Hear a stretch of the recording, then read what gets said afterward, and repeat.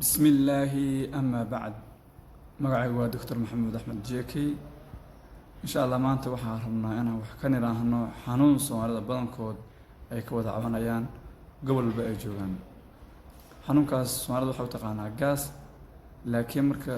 caafimaadka la joogo ma jiro xanuun loo yaqaan gaas inta aan ogahay marka xanuunkaas magaciisa waxa la dhahaa peptic ulcer disease peptic ulcer disease waxa weeye waa qofka inay boog ama nabar uu kaga yaalo caloosha ama mindhicirka qaybta u soo horeysa walow mindhicirka yar qaybta u soo horeysa nabarkaasi qofku wuxuu la imaanayaa yani calaamado kala duwan qofku matag iyo la imaan karaa sidoo kale wuxuu la imaan karaa lalabo laakiin waxa ugu weyn qofka badanka laga yimaado waa in uu laabta laga hayo ama caloosha korkeeda laga hayo meesha dadka u taqaano boga laga hayo xanuunkana mid yar buu noqon karaa mid aad wuxuuna noqon karaa oo safiira waxa keena badanka xanuunkan waxyaabo fara badan oo anaga nagu badan waxa ugu badan adduunka dhan keena Soomaalidana aadka ugu badan waxa weeye bakteeriyada loo yaqaano Helicobacter pylori bakteeriyadaas qofku waxa uu timaadaa inuu yani cuntadu halaysan tahay ama isagu fariis marka cuntada cunaya halaysnaayeen ama weelka cuntada lagu raadiyo halaysnaa inta mid markuu halaysnaa oo mataqaana ku imaan karta sida caadiga transmissionkeedu bakteeriyadan waxa waaye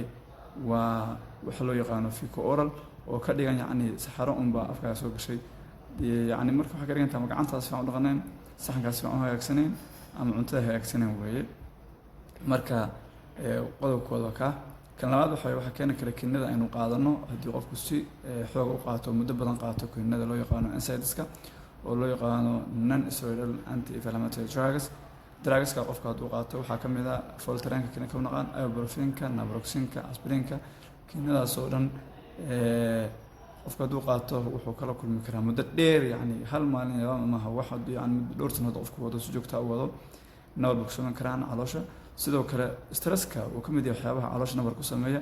ama mindhicirka qabta soo horeysa ku sameeya nabarka sidoo kale cabitaanka sigaarka iyo khamrada iyo waxyaabaha la midka ah iyaguna ku sameeyaan inta hadda ugu gudubno waxyaabaha keena calaamadaha qofku la imaan karno oo sheegnay marka qofku wuxuu loogu daweyn karaa yani waxaa jirta dawo dadku ay qaataan oo loo yaqaano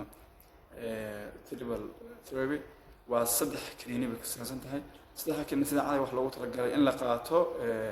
muddo 2 asbuuc ah deetana hadhow kiniinka la jiro oo isagu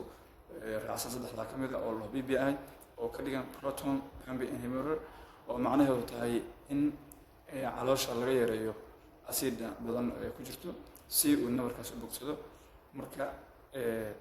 kiniinkaas waxa la sii wadaa 2 asbuuc oo kale dadka qaar waxay sii wadi karaan bil kale dadka qaar 2 bilood dadka qaar 4 bilood dadka qaar 6 bilood dadka qaar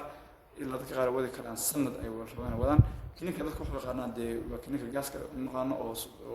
supermarket yaalo ama farmashiyaasha yaalo oo dadka badankooda soo qaataan kiniinkaas magaca ugu caansan dadka u yaqaanaan waxa weeye Naxim marka kiniinkaas waxa arkaysa qofkiyo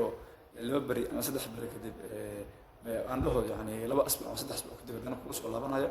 oo isaga arrintii ka cabanaya oo la yaqaan gaas bayga bixila sababtu waxa u badan tahay in isla wixii wili qofku uu sameynayo wixii waxa weeye yani inuu wili cuntada u hagaajin inuu soo wadaado doon ismaga ka hagaajin inuu wili alcohol cabo matana keenida wili dalo inuu saldawada si sax u qaadan oo uu rabo in 2 asbuuc wax ku gogoobaan